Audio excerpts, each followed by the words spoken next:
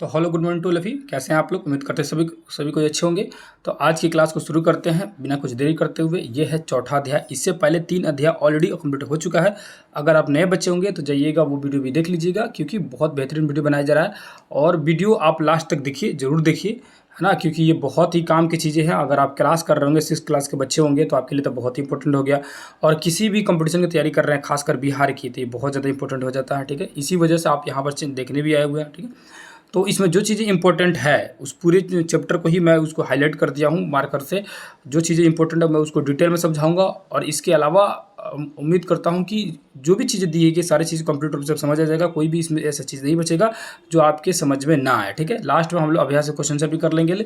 और इससे related objective question भी बहुत जल्द आएगा, जिससे प्रत्येक चैप्टर का लगभग 30 से 40 ऑब्जेक्टिव क्वेश्चन आएगा, उसको भी किया जाएगा। ठीक है, तो शुरू करते हैं आज का चैप्टर, अध्याय 4, पृथ्वी के प्रमुख स्थल रूप। ठीक है, तो अभी पृथ्वी के प्रमुख स्थल रूप के बारे में समझेंगे। सबसे पहले यहाँ देखेंगे कि हेडिंग लिखा हुआ सोन नदी। तो सोन नदी के बारे में थोड़ा बहुत जान लेते हैं। जब नाम लिखा हुआ है सोन नदी, जानना जरूरी है। खासकर अब बिहार के स्टूडेंट है तो बिहार में याद रखिएगा, बीचों बीच से निकली है गंगा नदी और नीचे से आके मिलती है सोन नदी। और सोन नदी आती कहाँ से, तो यहाँ एक पहाड़ है, उस पहाड़ का नाम है अमरकंटक की पहाड़ी। क्या नाम है, अमरकंटक की पहाड़ी। वहीं से निकल के नदी आती है जो गंगा नदी में आकर मिलती है। ठीक है, सोन नदी। ठीक है, आगे चलते हैं।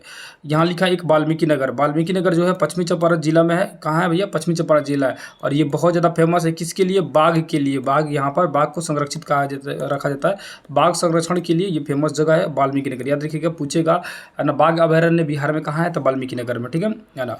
और यहाँ एक और नाम आ गया राजगीर। क्या आ गया, राजगीर। तो राजगीर से क्या क्या याद रखिएगा, तो राजगीर से याद रखिएगा आप सभी को कि सबसे शुरुआत समय में मगध की जो राजधानी थी वो राजगीर थी, जिसको पुराना नाम गिरिब्रज भी बोला जाता है। क्या है, गिरिब्रज। ठीक है ना। और राजगीर में गर्म कुंड है। गर्म कुंड क्या मतलब, वहाँ पानी जो होता है ना, गर्म गर्म पानी निकलता है ठंडा के दिन में भी। ठीक है, तो यहाँ पर गर्म कुंड है राजगीर में। ठीक है, और यहाँ पर क्या है, राजगीर की पहाड़ियाँ भी है और साथ ही साथ मगध की प्रथम राजधानी भी थी। ठीक है, और यहाँ लिखा हुआ है जमुई। क्या लिखा हुआ है, जमुई। तो जमुई से याद रखिएगा, जमुई में क्या है ना, बिहार का सोना जो है सबसे ज़्यादा सोना कहीं मिलता है तो जमुई से। ऐसा अनुमान लगाया गया है कि सोना जो है ना बहुत ज़्यादा यहाँ से मिलने वाला है, जमुई से। ठीक है, तो पूछेगा सोना सबसे ज़्यादा बिहार में कहाँ से मिलता है, तो जमुई से। यहाँ एक फिगर बना हुआ है, इस फिगर को थोड़ा सा ध्यान से देखेंगे तो आपको पता चलेगा, है ना। ऐसे जो ऐसे मतलब त्रिभुज टाइप का निकला हुआ है ना, ये कोन टाइप का। तो कोन वाला को बोला है पहाड़, और ऐसे बराबर हो गया तो पठार, और नीचे धंस के ऐसे प्लेन आ गया तो मैदानी भाग, और वो और धंस गया तो ये क्या हो गया, ये सागर हो गया। मतलब कहना क्या चाहता है, ये हो गया मान के चलो जमीन। जमीन ही क्या होता है ना कि जब ऊपर उठ जाए, जमीन ऊपर उठ के ऊपर बराबर हो जाती है, इसको बोलेंगे पठार।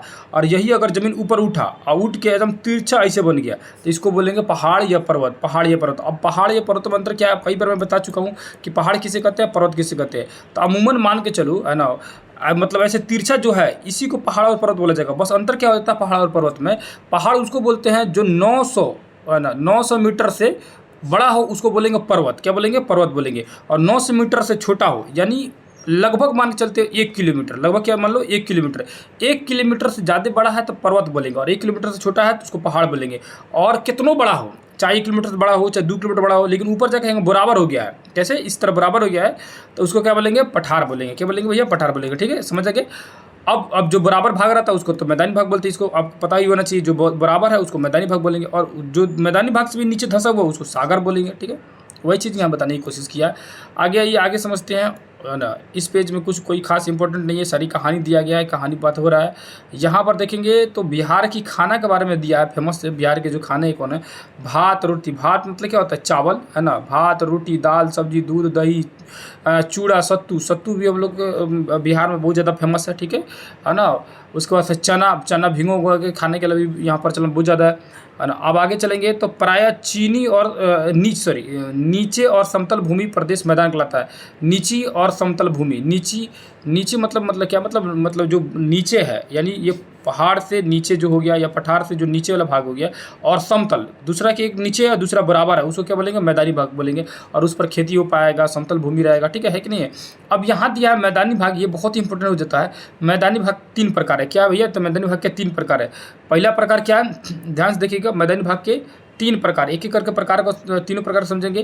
पहला प्रकार का नाम लिखा है अपर्दन मूलक प्रकार, अपर्दन मूलक मैदान। ठीक है, अपर्दन मतलब क्या होता है, पहले इसको समझो। अपर्दन मतलब क्या होता है, टूटना, है ना, कटना या बर्बाद होना। सिंपल समझो, मिट्टी टूट कट के या किसी भी कारण से, है ना, मान के चलो यहाँ मिट्टी है, ये टूट के कटोट के एक नया मिट्टी का निर्माण हो गया, ठीक है, तो उसको बोलेंगे अपर्दन की क्रिया। मतलब मिट्टी की टूट फूट के, है ना, उसकी नया रूप से तैयार होना क्या कहलाता है? अपर्दन कहलाता है। और वैसी जो मैदान बनता है उसको बोलते हैं अपर्दन मूलक मैदान। तो वैसा कौन सा मैदान बना है? तो वैसा कौन सा मैदान बना है तो याद रखिएगा, फिनलैंड का मैदान है और उत्तर यूरोप, है ना, उत्तर यूरोप, फिनलैंड और कनाडा, ये 3 क्षेत्र जो है क्या है? अपर्दन मूलक मैदान के उदाहरण है, ठीक है। क्वेश्चन पूछ देगा कि फिनलैंड का मैदान जो है निम्न में से कौन सा मैदान का उदाहरण है? तो अपर्दन मूलक मैदान है। तो याद रखिएगा, अपर्दन मतलब क्या होता है? टूटना फूटना, ठीक है। तो ये टूट फूट के कोई मैदान बना हुआ है, तो कौन सा मैदान बना हुआ है? कौन सा फील्ड बना हुआ है? तो ये फील्ड बना हुआ है कौन सा? तो ये बना फिनलैंड का फील्ड, ठीक है। आगे चलते हैं। निक्षेपण मूलक मैदान, निक्षेपण। अब निक्षेप मतलब क्या होता है? निक्षेप मतलब क्या होता है कि नदियों द्वारा, हिमानी मतलब बर्फ द्वारा, वायु द्वारा, सागर तटियों द्वारा एक मैदान बन जाता है। मतलब क्या होता है कि नदियों द्वारा मिट्टी ला के यहाँ जमा कर दिया गया, या हवा बर्फ द्वारा आके यहाँ पर कुछ जमा हो गया, मिट्टी का समतल जमीन बन गया, या हवा द्वारा बन गया। तो निक्षेप से मतलब ला के यहाँ पर कचरा जमा हो गया। कचरा कहने का मतलब क्या होता है कि अलग अलग जगहों से कोई पदार्थ आते रहता है, तो उसको हम लोग अपशिष्ट पदार्थ मान लेते हैं, ठीक है। तो निक्षेप द्वारा यहाँ पर अगर मिट्टी की जमाव हो रही है, वैसे मिट्टी जमाव के बाद यहाँ मैदान बन रहा है, तो उस मैदान को हम लोग क्या बोलेंगे? उस मैदान को बोला जाएगा, है ना, निक्षेपण मूलक मैदान, निक्षेपण मूलक मैदान, ठीक है ना। अब इस तरह का मैदानी भाग कौन सा है? तो केरल का। केरल का आप लोग मालूम है कि केरल जो है हम लोग भारत के यहाँ तटीय भाग में है, और यहाँ बार बार बारिश के पानी से भी और तटीय प्रदेश होने के कारण यहाँ समुद्र के पानी से भी यहाँ का मिट्टी बार बार हटते रहता है। तो यहाँ मिट्टी क्या हो रही है? बार बार निक्षेप होती रहती है, ठीक है ना, निक्षेप होती रहती है। तो इसीलिए केरल का ये तटीय मैदान हो जाएगा। उसी तरह से हंगरी का, तो क्वेश्चन पूछेगा केरल के तटीय मैदान किससे संबंधित है ना? तो हंगरी के मैदान संबंधित है, और ये दोनों कौन सा मैदान कहलाता है? तो निक्षेपक मूलक मैदान कहलाता है, ठीक है, निक्षेप द्वारा बनता है। तीसरा दिया हुआ है रचनात्मक मैदान। रचनात्मक मतलब क्या होता है? जिसकी रचना हो रही है। अब रचना कैसी होगी? मान चलो कि, है ना, रचना कैसी होगी? तो निर्माण जो होता है पृथ्वी की आंतरिक हलचलों से द्वारा हुआ। जैसे मान चलो कि यहाँ ये है, चाहे ये मान चलो कि पहाड़ी है, ठीक है। अब नीचे से भूकंप आया, पहाड़ टूट के धंस के ऐसे बराबर हो गया, क्या बन गया? मिट्टी बन गया। तो ये क्या बोलेंगे? रचनात्मक मैदान बोलेंगे, क्योंकि इसकी रचना हुई, ठीक है ना। पृथ्वी के अंदर हलचल होने के कारण इसकी रचना हो गई। या मान चलो यहाँ पठारी भाग है और ये टूट गया, पठारी भाग टूट के ये पूरी तरह से धंस के मैदानी भाग बन गया, ठीक है। तो क्या हुई? इसकी रचना हुई। तो अब इस तरह की रचना किसकी हुई है? तो अमेरिका के मध्यवर्ती मैदान, उत्तरी अमेरिका के क्या? मध्यवर्ती मैदान। उत्तरी अमेरिका यहाँ देखेंगे तो उत्तरी अमेरिका हम लोग का है ना, यहाँ पर उत्तरी अमेरिका है। तो ये उत्तरी अमेरिका के मध्यवर्ती मैदान के बारे में कह रहा है कि इसकी जो निर्माण हुई थी कैसे हुई है? रचनात्मक मैदानों से निर्माण हुई, ठीक है। आगे चलते हैं। मैदान पश्चिम में पंजाब से लेकर पूरब के असम तक फैली हुई है। यानी भारत में अगर पूछा जाए, है ना, तो मैदानी भाग कहाँ से कहाँ तक फैला हुआ है, वही बात कर रहा है। तो यहाँ पंजाब से लेकर असम तक ये पूरी जो एरिया, ये मैदानी भाग है। क्या है भैया? ये मैदानी भाग है पूरा एरिया, ठीक है। ये पूरी भाग मैदानी भाग है, ठीक है। और ये सतलज, गंगा और ब्रह्मपुत्र नदी के मैदान कहलाते हैं। अब ये सतलज, गंगा, ब्रह्मपुत्र नदी के मैदान क्यों कहलाते हैं? यहाँ ध्यान से देखिए, अगर आप सभी नदी के बारे में पढ़े होंगे तो आप समझ पा रहे होंगे। यहाँ से एक नदी निकलती है, ये जगह है मानसरोवर झील, यहाँ से निकलती है ये सिंधु नदी, और यहीं से निकलती है एक सतलज नदी, ठीक है। और यहाँ से निकलती है एक जिसका नाम है गंगा नदी, और ये होते हुए बंगाल खाड़ी में आके गिर जाती है। तो इनके द्वारा यहाँ मैदानी भाग बना, और यहाँ मैदानी भाग बना, और यहाँ। तो ये सभी मैदानी भाग किन नदी द्वारा बन रहा है? गंगा के द्वारा, है ना, और सतलज द्वारा, और सतलज, गंगा और ब्रह्मपुत्र द्वारा। ब्रह्मपुत्र एक नदी जो छूट गया, वो ब्रह्मपुत्र नदी कौन सा है? तो ब्रह्मपुत्र याद रखिएगा, वही मानसरोवर झील से इधर से होकर आसाम की तरफ से आती है, उसी को ब्रह्मपुत्र नदी कहा जाता है। तो इन सभी नदियों के द्वारा मैदानी भाग जो बनता है उसको हम लोग बोलते हैं सतलज, गंगा और ब्रह्मपुत्र का मैदानी भाग कहते हैं, ठीक है। आगे चलते हैं, जो भारत का विशाल मैदान के नाम से भी जाना जाता है। यहाँ देखेंगे तो पठार के बारे में दिया है। पठार की ऊंचाई, है ना, कुछ 100 मीटर से लेकर 1000 मीटर तक। अभी बोले कि पठार की ऊंचाई मीटर वाला हो या 1000 मीटर में कितना बड़ा हो, लेकिन बस ऊपर जाकर बराबर हो गया, ऊपर जाकर क्या हो गया? बराबर हो गया। बस इतना समझो, ऊपर जाकर बराबर हो गया तो वो पठार कहलाएगा, ठीक है ना। अब यहाँ नाम लिखा है दक्कन के पठार, छोटा नागपुर के पठार, तिब्बत का पठार संसार का सबसे ऊंचा पठार है, और पामीर के पठार संसार का छत है। याद रखिएगा, देखो यहाँ मैप के हिसाब से बताते हैं, है ना, ये जो एरिया है ना, ये जो एरिया, ये पूरी तिब्बत के पठार वाला एरिया है, ठीक है। और यहाँ से एक और पहाड़ मिलता है, इस पहाड़ का नाम है हिंदुकुश पर्वत, ठीक है। और ये जो एरिया है ना सबसे ऊंचा है, तो इसको कहा जाता है दुनिया का मतलब छत, ये संसार का छत, समझ ना। ये कौन सा पठार है? तो पामीर का पठार है। और ये पूरा जो पठार है ना, ये पूरा पठार तिब्बत का पठार है, क्योंकि पूरा तिब्बत एरिया ही पठारी भाग था, ठीक है, समझ ना। अब ये कह रहा है क्या कि दक्कन का पठार इस साइड एरिया में है, दक्कन का पठार, ठीक है। और छोटा नागपुर पठार इस साइड एरिया में यहीं पर है। छोटा नागपुर का पठार ये झारखंड वगैरह एरिया में ज़्यादा पड़ जाता है, ठीक है। आगे चलते हैं। आगे समझने की कोशिश करते हैं। अब पर्वत के बारे में दिया। पर्वत अभी मैंने क्या बताया कि ये बराबर मैदानी भाग है और ये ऐसे उठ गया तो ये क्या हो गया, पहाड़, ये पर्वत। अब ऐसे भी ये भी पहाड़, ये पर्वत। अब कैसे डिसाइड करेंगे कौन पहाड़ है कौन पर्वत है? अगर ये 900 मीटर से छोटा है या 1 किलोमीटर से छोटा है तब पहाड़, और उससे बड़ा है यानी 1 किलोमीटर से बड़ा है तो पर्वत। सिंपल बात है कि नहीं है? अब उसी परंतु वो पर्वतों की श्रृंखला को पर्वत श्रृंखला कहते हैं। क्या मतलब, इसका मतलब क्या हुआ? जैसे मान के चलो कि है ना, हुआ क्या कि यहाँ पर मान के चलो कि ये पहाड़ ऐसे हुआ, ठीक है, ऐसे पहाड़ बना है, फिर यहाँ पर ये पहाड़ बना, ये पहाड़ बना, फिर ये लगातार ऐसे पहाड़ है, ये सब पहाड़ एक दूसरे से कनेक्टेड है। इसको क्या बोलेंगे? पर्वत की श्रृंखला बोलेंगे। मतलब श्रृंखला मतलब एक चैन बना हुआ लंबा सा पर्वत, ढेर सारा पर्वत है, ठीक है। अब नीचे देखेंगे लिखा हुआ भारत में हिमालय पर्वत पर बर्फ जमी रहती है, कई नदियां निकलती है। तो देखो ऊपर में क्या होता है ना कि ऐसे भी आसमान में जितना ऊपर जाइएगा ठंडा बढ़ते जाएगा। कारण क्या होता है, 165 मीटर ऊपर जाने पर क्या होता है कि 1 डिग्री सेल्सियस तापमान घट जाता है। क्या होता है? घट जाता है, यानी ऊपर जाने पर ठंडा ज़्यादा होगा। तो जाहिर सी बात है कि पर्वत जो होता है वो तो 1 किलोमीटर से ऊंचा होता है, तब जाकर उसको पर्वत बोलेंगे। हिमालय पर्वत तो 8,848 मीटर है, ठीक है, इतना बड़ा है, ठीक है। 8 मतलब 8,800 मतलब लगभग हो गया 9 किलोमीटर इतना है। तो समझो वहाँ तापमान कितना मतलब कम होगा। 165 मीटर पर जब 1 डिग्री सेल्सियस घट जा रहा है तो उतना ऊपर जाने के बाद कितना घट जाएगा, है कि नहीं है? तो वही कह रहा है कि अब ऊपर एरिया जो होता है ना पूरी तरह से बर्फ रहता है। वो कभी कभार क्या होता है सूरज की गर्मी से पिघल के नीचे आता है तो जो नदी के रूप में नीचे आके बहते रहता है। और यहाँ लिखा है कि अरावली जो पर्वत है, अरावली पर्वत। अब अरावली पर्वत की तरह पहले इसको समझते हैं। यहाँ है ये जो एरिया है ना, ये राजस्थान है, यहीं पर पर्वत है, उस पर्वत का नाम अरावली पर्वत। अरावली पर्वत के बारे में याद रखिएगा, ये दुनिया के सबसे पुरानी पर्वत है। क्या है? दुनिया की सबसे पुरानी पर्वत, ठीक है। दुनिया की सबसे पुरानी पर्वतों में से एक कौन सी है? अरावली पर्वत। और यहाँ जो होता है ना, ये जो पर्वत जो ना बहुत बड़ा नहीं है, और यहाँ पर और ये बड़ा ना होने के कारण यहाँ उतना बर्फ नहीं मिलेगा, समझ ना। यहाँ जो पानी आती है, यहाँ इससे जो नदियाँ निकलती है वो सब बरसात के पानी से निकलती है, ठीक है, बरसात से, ठीक है, सोचेंगे ना। ये देखो माउंट एवरेस्ट का फोटो दिया हुआ है, बहुत ही खूबसूरत है। कभी समय मिला तो माउंट एवरेस्ट में घूमने जाया जाएगा, ठीक है, नेपाल में है, ठीक है। इसको नेपाल में इसको सागर माथा भी कहा जाता है, ठीक है। आगे चलते हैं। यहाँ लिखा है राजगीर गिरियक बराबर है ना, हवेली खंड खड़गपुर और मंदार हिल में जाकर देखे। अब ये सब पहाड़ का नाम लिखा है, राजगीर में गिरियक पहाड़ी है, बराबर की पहाड़ियाँ, हवेली खड़गपुर है, मंदार हिल है, ये सब पहाड़ के है ना, पहाड़ों के बारे में नाम लिखा है। यहाँ पर आप जाकर घूम सकते हैं, देख सकते हैं, ठीक है। अब पहाड़ों से में क्या मिलता है? पहाड़ों लकड़ियाँ, चारा, औषधि वगैरह जंगलों से मिलता है, पहाड़ों एरिया से मिलता है। खेती करने के लिए यहाँ कैसी खेती की जाती है? तो देखो यहाँ फोटो देखेगा ना, तो सीढ़ी नुमा खेती। अब ये देखो कितना जबरदस्त चीज़ है, ये क्वेश्चन 10वां क्लास में भी आता है, ठीक है। यहाँ देखो कितना बढ़िया डिजाइन बनाया है, यहाँ ऐसे धंसाफिर, ये धंसाफिर, यहाँ के धंसाफिर, ये क्या है? ये सीढ़ी नुमा खेती। ऐसा क्यों बनाया था? इसका 2 कारण। पहली कारण कि मान के चलो अगर पहाड़ ऐसे तिरछा रहता तो यहाँ पानी जो भी पटाया जाता खेत में तो पानी एकदम सोहर के नीचे आ जाता, डूब के, है कि नहीं है? एकदम डर नीचे चले जाता पानी, तो पानी रुकता नहीं, फसल को पानी मिलता नहीं। और दूसरा मान के चलो कि अगर पहाड़ ऐसे ना होके, पहाड़ मान के चलो कि ऐसे ना होके, ऐसे धंस के फिर ऐसे ऐसे से पहाड़ रहता, ठीक है।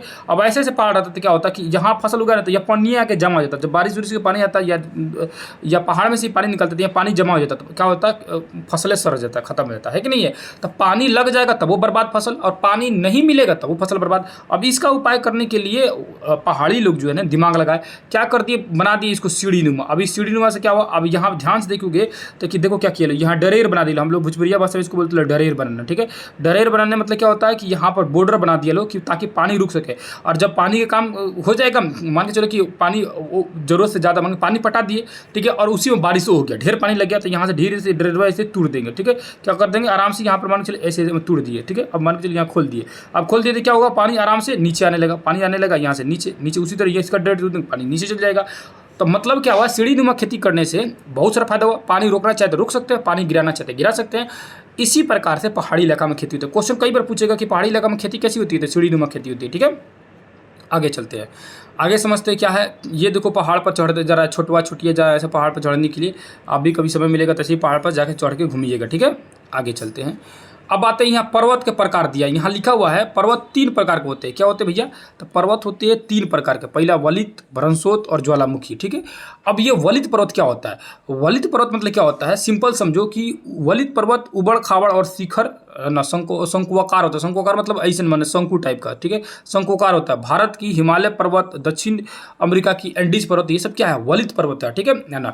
अब वलित पर्वत को सिंपल समझो कि ये नवीन पर्वत है, नया बना हुआ है, समझ ना। नया बना हुआ पर्वत को क्या बोलेंगे, वलित पर्वत। अब ये कैसे बनता है, सिंपल समझिए, एक उदाहरण से बता रहा हूँ। जैसे मान के चलो कि इधर से मिट्टी क्या हो रहा है, ये मिट्टी और ये मिट्टी, ठीक है, ये मिट्टी इस तरफ बढ़ने लगा, ठीक है ना, और ये मिट्टी अपने जगह पर है, और ये मिट्टी ऐसे बढ़ते बढ़ते आगे आ रहा है, बढ़ते बढ़ते क्या हुआ कि इस पर टकरा गया, टकराने से क्या हुआ, ये आके ऐसे क्या हुआ, इसके ऊपर चढ़ गया, ठीक है, क्या हो गया, इसके ऊपर चढ़ गया।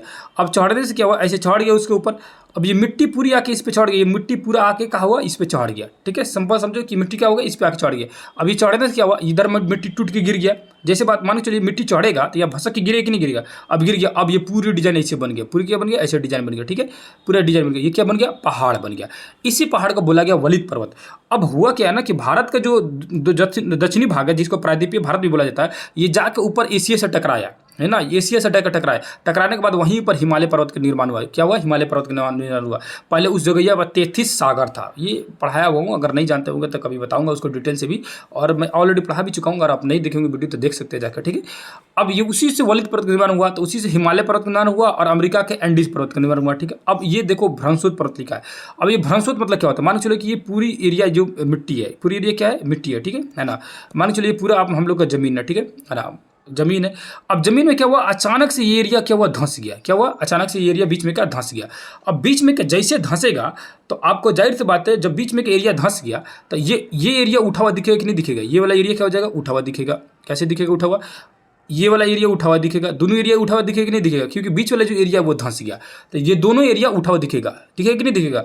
इसी को बोलते हैं भ्रंशोत पर्वत, भ्रंशोत पर्वत। अब इस डिजाइन से भी देखो, जैसे मान के चलो कि ये मिट्टी हो गया, अब मिट्टी बीच में से क्या हुआ, ये बीच में का मिट्टी क्या हुआ, धंस गया। क्या हो गया भैया, ये धंस गया, ठीक है। अब धंसने से क्या हुआ, है ना, कि ये उठा हुआ दिखने लगा और ये वाला एरिया उठा हुआ दिखने लगा, क्योंकि बीच वाला की मिट्टी धंस गया। अब धंसने के बाद ये वाला ऐसे डिजाइन का बन गया, ठीक है ना, धंस का ऐसे डिजाइन बन गया, तो ये क्या हो गया, पहाड़ बन गया, है ना। तो जब भी भ्रंशोत पर्वत बनता है तो बीच में देखना उसको एक भ्रंश घाटी बन जाता है। भ्रंशोत पर्वत के कारण भ्रंश घाटी बनता है। क्यों भ्रंश घाटी, मतलब क्या, धंसी हुई घाटी, धंसी हुई घाटी, क्योंकि जमीनुआ धंसा है तबे तो ये दोनों पहाड़वा निकला है, ऐसे पहाड़ को बोलते हैं भ्रंशोत पर्वत। अब इस तरह के पहाड़ कौन सा है, तो याद रखिएगा भारत का सतपुड़ा और विंध्याचल पर्वत है। जब भारत के बीचों बीच के ऐसे पहाड़ बताते हैं तो यहाँ पर बीचों बीच में एक पहाड़ बनाते हैं, इस पहाड़ का नाम है विंध्याचल, और इसके नीचे है सतपुड़ा पहाड़, ठीक है, उसके नीचे है अजंता, ठीक है, इधर है मैकाले पर्वत, है ना, उसी का अमरकंटक है। तो ये बीच वाला जो एरिया धंस गया ना, इसको भ्रंशोत एरिया बोलते हैं या धंसा हुआ एरिया बोलते हैं, ठीक है, और इसको भ्रंशोत पर्वत बोलते हैं, ठीक है। इसी भ्रंश घाटी में से निकलती है नदी, उस नदी का नाम है नर्मदा नदी, और इसके बीच में से निकलती है ताप्ती नदी, ठीक है।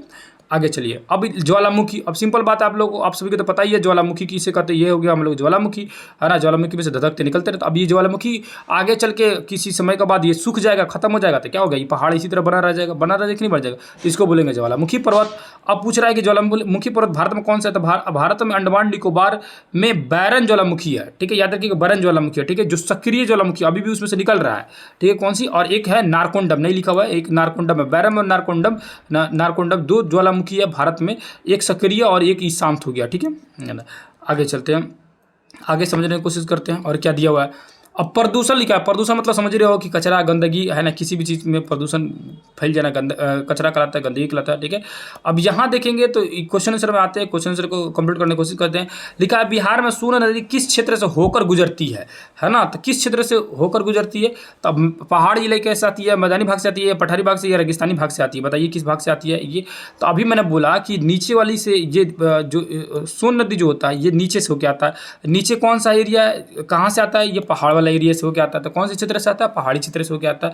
लेकिन अगर बिहार में पूछ रहा है बिहार के किस क्षेत्र से गुजरती है, तो बिहार के पठारी क्षेत्र से गुजरती है, क्योंकि यहाँ जो पठार है ये धारवाड़ की चट्टानी पठारी है, ठीक है। आगे चलते हैं, तो क्वेश्चन क्या पूछ रहा है, बिहार की सोन नदी किस तरह के क्षेत्र से होकर गुजरती है, तो किस तरह के क्षेत्र से होकर गुजरती है, तो ये गुजरती है पठारी क्षेत्र से होकर, ठीक है। अगला क्वेश्चन देखें, वाल्मीकि नगर बिहार के किस क्षेत्र से में अवस्थित है, तो वाल्मीकि नगर का ये कहाँ है भैया, तो पश्चिमी क्षेत्र में है, पश्चिमी चंपारण जिला में, ठीक है। अगला क्वेश्चन है, धान की फसल के लिए उपयुक्त मिट्टी कौन सी है, तो धान की फसल के लिए दोमट मिट्टी, है ना, दोमट मिट्टी सबसे ज़्यादा मतलब फायदेमंद होती है, ठीक है।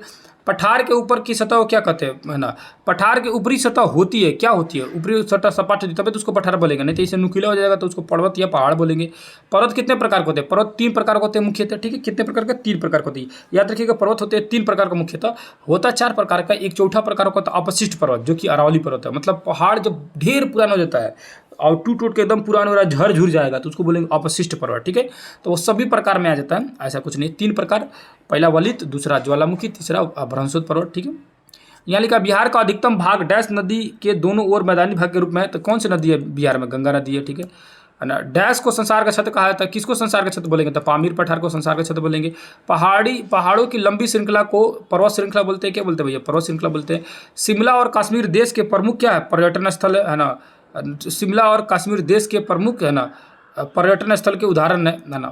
पहाड़ी पर्वत मतलब जो पहाड़ी क्षेत्र का जो पर्यटन स्थल है उसके उदाहरण है, ठीक है। प्राकृतिक वातावरण के बदलते स्वरूप का मुख्य कारण बढ़ती क्या है ना। देखो बढ़ती वातावरण में जो बदलाव हो रहा है, तो प्राकृतिक वातावरण में बदलते स्वरूप का कारण क्या है ना? बढ़ती हुई गर्मी है ना, बढ़ता हुआ है ना, ये ग्लोबल वार्मिंग जिसको बोला जाता है ना, इसके कारण वातावरण में बदलाव हो रहा है धीरे धीरे, ठीक है। आगे चलते हैं। अभी से मैच करने के लिए बोल रहा है। भ्रंशुत पर्वत किससे मैच होगा है ना? तब भ्रंशुत अभी धंसी बोले जाते हैं, किससे होगा? सतपुड़ा से होगा। बलित पर्वत कौन सा हो जाएगा? तो हिमालय पर्वत हो जाएगा, ठीक है। अब ये कह रहा है कि प्राचीन पठार कौन सा है? तो दक्कन का पठार है। और निक्षेप द्वारा मिट्टी कौन सी बनी थी? तो हंगरी का मैदान। और इसी में अगर जोड़ सकते हैं तो कौन सा था अपना? ये केरल का मैदान, ठीक है, केरल का भी, ठीक है। अब ये रह गया क्वेश्चन आंसर। तो क्वेश्चन आंसर आशा करते हैं कि इतना अगर डिटेल समझाए हैं तो आप इसको लिख सकते हैं, ठीक है। जैसे मैदानी भाग की क्या विशेषता है? तो मैदानी भाग बराबर होता है, वहाँ खेती करना आसानी होता था, वहाँ पर ज़्यादा आबादी होती है। बहुत सारी चीज़ें अगर आप लिखना चाहेंगे तो लिख लेंगे। दिक्कत होगा तो कमेंट करके जरूर पूछिएगा, इसको फिर से डिटेल्स में समझाऊंगा क्वेश्चन आंसर को, ठीक है। और एक अलग वीडियो आएगा जिसमें इस चैप्टर से रिलेटेड बहुत सारा ऑब्जेक्टिव क्वेश्चन आएगा। उसमें लगभग 15-20 क्वेश्चन, 30 क्वेश्चन किसी सब्जेक्ट किसी चैप्टर में तो 40 क्वेश्चन है, 50 क्वेश्चन है, ठीक है। तो जितना भी ऑब्जेक्टिव क्वेश्चन इस चैप्टर से बन पाएगा उस सारे ऑब्जेक्टिव क्वेश्चन को चलाया जाएगा। और इस तरह से आपका अभ्यास का क्वेश्चन और पूरा बुक साथ साथ एक्स्ट्रा ऑब्जेक्टिव क्वेश्चन सब कुछ कंप्लीट हो जाएगा। और यहाँ तक आए गए होंगे और यहाँ तक अगर वीडियो देख लिए होंगे तो एक बार कमेंट करके जरूर बोल दीजिएगा कि सर मैं ये पूरा वीडियो को मैं देख लिया। तो इससे हमें भी एनर्जी मिलेगी, ठीक है। और इसी तरह का और सारा वीडियो बनाते रहूँगा। तो यही भी वीडियो करते हैं अंत। तब तक के लिए फिर दूसरे किसी क्लास में मिलेंगे। तब तक के लिए धन्यवाद, नमस्कार, अस्सलाम वालेकुम, जय हिंद, जय भारत।